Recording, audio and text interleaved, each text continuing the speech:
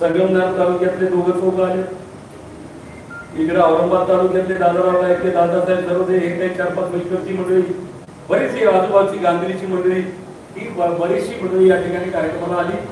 मला जो पुरस्कार मिळाल्याबद्दल आपण सर्वांनी सन्मान केलाय, जो माझा सत्कार केलाय, गौरव केलाय, निश्चितपणे ही प्रेरणा, ही ऊर्जा उर्वरित काळामध्ये मला, मी जसं मागच्या काळात काम केलं तसंच पुढच्या काळात सुद्धा समाजाची सेवा करण्यासाठी ही ऊर्जा निश्चितपणे माझ्या कामाला येईल, अशा प्रकारची मी अपेक्षा या ठिकाणी व्यक्त करतो. आणि माझा सन्मान केल्याबद्दल मी आपल्या या ठिकाणी नतमस्तक होऊन आभार मानतो. धन्यवाद. जय हिंद, जय महाराष्ट्र, जय महाराष्ट्र.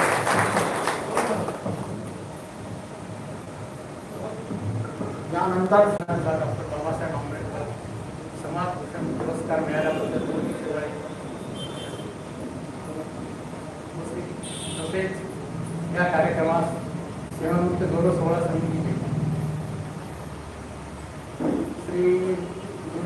डॉक्टर श्री उर्वरी केळे, माननीय श्री गिरीदास जगारे यांचा जो सेवानिवृत्ती गौरव झाला संपन्न झाला, परंतु उपस्थित आहे.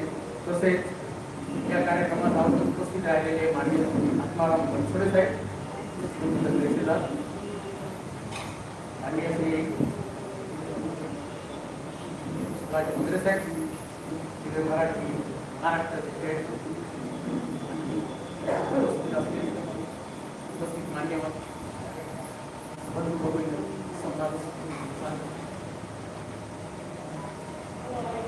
आज मला फार आनंद वाटला की आज आपल्या समाजाने सेवानिवृत्ती गौरव सोहळा हा जो आयोजित केला कार्यक्रम, त्यामध्ये जे आम्ही सेवानिवृत्त झालो जे अधिकारी आहेत त्यांनी गौरव सोहळा आयोजित केला, त्याबद्दल प्रथम त्या संयोजन समितीचे धन्यवाद मानतो.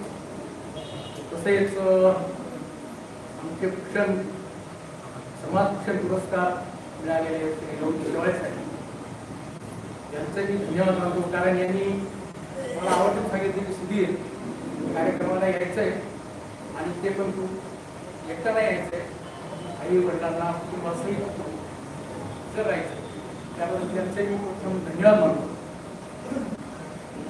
मला सांगायचं असं आहे की माझा जन्म हिंगोलीला जरी झाला तर माझं स्वग्राम हे बेळगाव, तालुका उमरगा, जिल्हा धाराशिव आहे. पण तसे वडील शासकीय याच्यात जिल्हा परिषद वगैरे झाली, त्यांनी सांगितलं की सुधीर आपलं उस्मानपुरात तुझं घर आहे, तर आपण इथं काय करतो की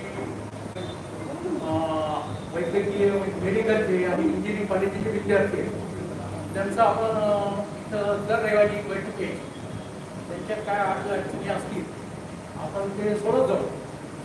त्यांचं मला ते इथूनच मला प्रोत्साहन मिळालं की आपण खरंच आपण चांगल्या घरातून आपण पुढे आलोय, पण जे आपले समाजातील जे गरीब विद्यार्थी हे खेडोपाड्यातून शेतकरी वगैरे याच्यातून पुढे येऊन औरंगाबादेत शिक्षण घेत आहेत, त्यांच्या या शिक्षणामध्ये त्यांना आर्थिक मदत म्हणून आपणही काहीतरी केलं पाहिजे.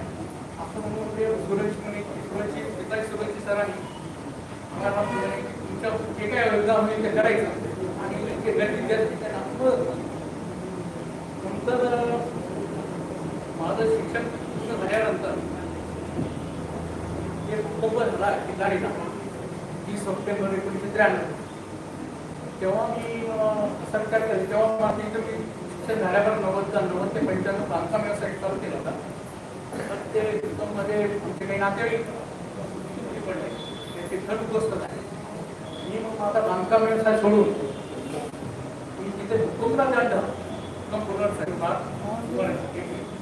तर वडिलांनी तेव्हा एक सांगितलं की ते नातेवाईक त्याच्यात झालेले त्या समाज कार्यक्रम आणि पुन्हा एक कुटुंबामध्ये उद्ध्वस्त झालेल्या घरांना पुनर्वसन करायला मदत म्हणून व्यवसाय सोडून दे आणि तू जॉईन, तर तिथे जॉईन झालो. आणि नंतर 95 मध्ये शासकीय सेवेत पाटणा विभागात जाऊन 1999 जानेवारी 1990 मध्ये इथे पाटणा विभागात राहिलो आणि नंतर मग ते आता पाटणा मी कार्य आता